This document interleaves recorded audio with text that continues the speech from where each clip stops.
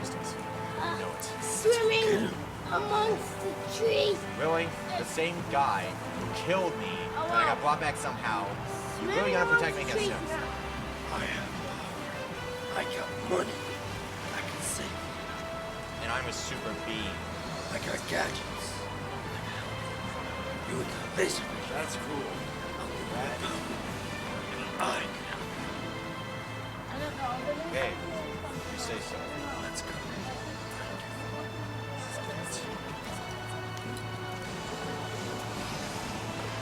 Ah, we meet again, Superman. This time I won't hold back. Okay, Dr. Doom. Go on. Who the hell are you? He's Batman. Prepare. We're both gonna take you down. Come, my minions. Destroy Superman. Oh, oh, oh, oh. I've been defeated. Careful. I've been defeated. Oh. Around here again. You have us to talk to. We'll meet again. Batmobile. Take it to GCP building. We'll meet again, Dark Knight. Yeah, And you will. Man of Steel. Oh!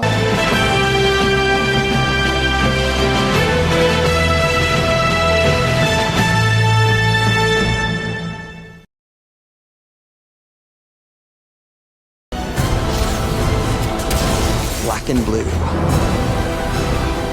God versus man. Day versus night.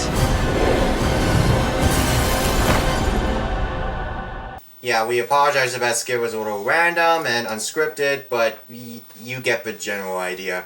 Batman vs. Superman, Dawn of Justice. They just call it Batman versus Batman and Superman. No, Batman v Superman. Or Dawn of better yet, Justice. just include the S in versus. Yes. Batman S Superman. No, Batman versus Superman. Oh yeah, Dawn of not Justice. V. Yeah. Why couldn't they? Versus What was Batman wrong with versus that? Superman. By the way, it was not Batman versus Superman. They really did not clash. They did, and probably them like almost like the third act was the third act. Yeah. Well, they actually did it in a small third act, but not too much. Yeah. Only small portion. In the opening, Batman, aka Bruce Wayne, this time played by Ben Affleck, is witnessing the destruction of Metropolis from Man of Steel. 18 months later, there are hearings as to what happened all those months ago. They think that Superman's a threat, others think that Superman is the new Messiah. But Superman, aka Clark Kent, thinks nothing of it. Meanwhile, Lex Luthor, played by Jesse Eisenberg, believes in wanting to understand Superman's power. Basically, he does this by arranging meetings with the Kryptonian ship that crashed years ago, and on top of that, trying to find a way to harness the Kryptonian power so that he can basically destroy Superman, aka the origin story of Lex Luthor. Whoa. A bomb is aboard a ship called the White Portuguese. Bruce wants to steal it before it wipes out millions of lives, while simultaneously thinking that Superman has the power to wipe out not just thousands of lives, but millions. But that whole White Portuguese plotline is removed because it actually reaches its destination, and thus Lex Luthor creates this, I don't know what it is, some weird cross between the Abomination from Incredible Hulk and Doomsday. And then the rest of the movie is Batman and Superman Colliding with each other, and then In a way. Yeah. and then They sell their differences, but there's a surprise. We're not going to reveal it, though. Should we reveal it? No. No, this is a surprise. We're not going to reveal it, what it is. You just have to watch the movie and find out. Pretty much when Batman and Superman collide, it's just epic awesome. I mean, we got two of the greatest heroes colliding for the very, very first time ever. Man, when I saw this movie, I was like blown away. I was like, whoa, what the heck did I just see? And pretty much the entire movie is just action-packed. I recommend you see this movie, you'll be blown out of your mind. Don't sit in 3D. Whatever. on a side note, before you guys continue, I want to say this. It was really, really loud when we saw it in the regular theater. I couldn't imagine how loud it would be in IMAX. Like, So yeah, just my ear. like boo. My Oh ears my blinded. I like this movie. It's not bad, but one thing I don't like about it is like where they didn't fully. The story was. I like the story aspect of it, what they're trying to go through. Well, how he became the Batman when he was a kid, things like that. Mhm. But the other thing I did not like is where they didn't fully show. They did show a little bit of Batman clashing with Superman, some parts of the movie, like in the third act, but they didn't actually do it. I don't know why they did it in the last act, but it was decent. I liked it. It was not bad. Well, Alfred is actually doing something in this movie. Actually, even in the games, mostly Alfred always helps him out to find out all the information for Batman. But Wonder Woman, she was epically cool. Oh my god, yes! She was badass. I believe they're gonna make a new Justice League movie. If they, I don't know, they might, if this is Justice League, they're gonna probably bring, Batman, Wonder Woman, Flash, Aquaman, Superman, and other different characters, maybe, we don't know. Maybe Black Panther. Yep. But overall, this movie was like, I liked it. It was pretty good. Yeah, it was epic awesome. Okay. Jesse Eisenberg as Lex Luthor was completely over the top and completely inferior to what the original source material was known for. Gene Hackman in the original films was really down to earth and more like an interesting villain. Jesse Eisenberg the entire time was more like an over-the-top menace that was almost reminiscent of a Riddler from Batman Forever. On top of that, why is it that when they clash together, it doesn't seem legitimately real? These two have apparently superpowers. Like, Batman has all his gadgets, Superman is like a super being from Krypton, and apparently Jesse Eisenberg can compare Superman to God. Why? Why would he compare, him to being Well, like he's a god, actually. when Batman and Superman clash, it's almost like they're like brothers fighting on the side of a street over which movie they want to see that weekend. No. I don't feel legitimately believing that these two are friends because the first time they meet, it's at some event that Lex Luthor is holding, and they're like, "Hi, how you doing? I'm your friend, I fine, didn't whatever." know And even Lex Luthor knows it. Lex Luthor knows Clark Kent and Bruce Wayne in the same scene. Like, he's perfectly aware that this is all gonna be epic and cool. You'll remember it would be one of the original movies, but Kryptonian ship that Superman came on is on that farm. And speaking of that farm, we only see that farm thing for about, I don't know, maybe 3 minutes.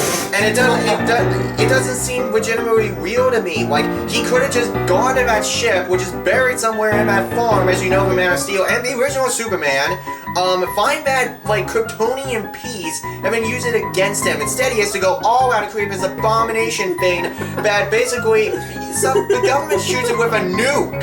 And it doesn't work. I guess you're trying to rip off a Godzilla thing, but seriously, it's not. It does no. The entire majority of a movie is boring. The majority of a movie is just straight up boring. There are less action scenes in this movie than there was in the original Superman movies combined. Even Superman 4. Even Man of Steel. Man of Steel had way more action. There was way more emphasis on the dialogue bits rather than actual clashing and fighting. I'm not expecting like Transformers, but Michael Bay Transformers or something. Hold on, wait. Let me ask you something. So, do you hate this movie? I'm not done yet. It's just like it's 2.5 hours where 80% of it is dialogue based. But the problem is, why couldn't the writing feel more in depth? Say what you will about Man of Steel, at least it had some decent dialogue. At least we got to see some more Kryptonians. True. Man of Steel had more things.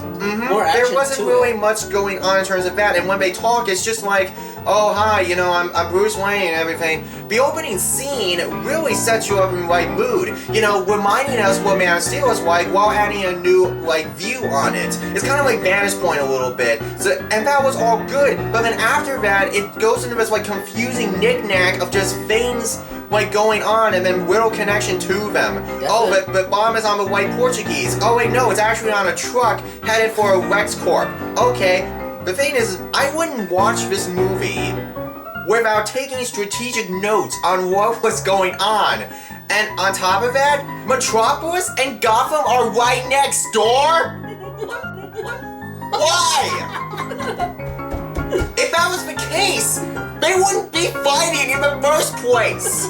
They would have been like next door neighbors. Metropolis and Gotham City are right next door. No, take the bay, and there you go. That's Gotham, or okay, that's Metropolis. They should have been teaming up years ago. True. But you know what? I'm not gonna let that go. Batman and Gotham are right next door. Why? Why put them next door in the same area, stretch of land? The Wayne house essentially is abandoned and blown up. I don't know why. It must have been from Batman Arkham Knight or something, because whatever. And then he has a new facility. Wait, why is underneath the a Wayne lake. Tower messed up for no reason? Exactly. Why isn't he using this? He could have rebuilt the place and make it fresh again. He has but money, no, he it's can almost make like it. he's like a billionaire. No, trillionaire. He couldn't have like rebuilt the entire thing. Imagine. But no, he decides to. Oh, okay. I'm going to build a new house in the middle of a lake that is similar to a Gargan City in Star Wars Episode 1. You throw Wonder Woman into the mix, and when she does, show up, it's like for like 10 minutes. You could have made this woman a very mysterious character with no identity and only barely seen until she finally reveals herself in the last third. Wow. And there were some things in this movie that were just stupid and weird. Like There's- what? Okay, there are certain dream sequences that Bruce Wayne has. There are certain sequences in which, Remember the blood one? Bruce Wayne is going to his parents' grave, and That then was I weird. guess in like weeks or something, remember this weird Blood. demon comes out, but then in the next shot, it's all a dream. What does any of this have to do with the story? Yeah. So rushed. It was so, and Ben Affleck doesn't even do a good Batman. He's just like the guy. Affleck. Like, not the Affleck duck. I'm not referring to that. I'm talking about like he's not. Okay, I will admit his Batman voice is a little better than Christian Bale, True. but he's no Michael Keaton. His abominable thing looked hideous, and it was like the Kraken from the Clash of the Titans remake. True. And it was just kinda it weird. was just disappointing. The story was kind It of was awkward, just actually. disappointing. There were a lot of positives. Not many, but several. For one thing, the cinematography was good, and the action scenes were amazing. I True. actually legitimately felt like the action scenes were handled well. It was realistic, kind of. Crossing between Man of Steel and The Dark Knight. yeah, that. Crossing those two bridges together is really hard, and I think the way that it was done was superb. I actually was kind of engrossed in the action scenes. This movie would not have been a great film. It just wouldn't. It was just too much. Hyped? Too much to handle, Hyped? and too hyped, too much, and too little. I give it 3. 3.5. 3.5. 3.5. Yeah. It I was think- decent, but not as great. Yeah, it wasn't that great. No. But it if was they, just- it was so poorly rushed. Yeah, I mean, Oh my god, yes. I'm a big fan of Batman, and I mean, I wish we're you both guys had- fan of Batman and Superman. I love Batman better than but- Superman, to be honest.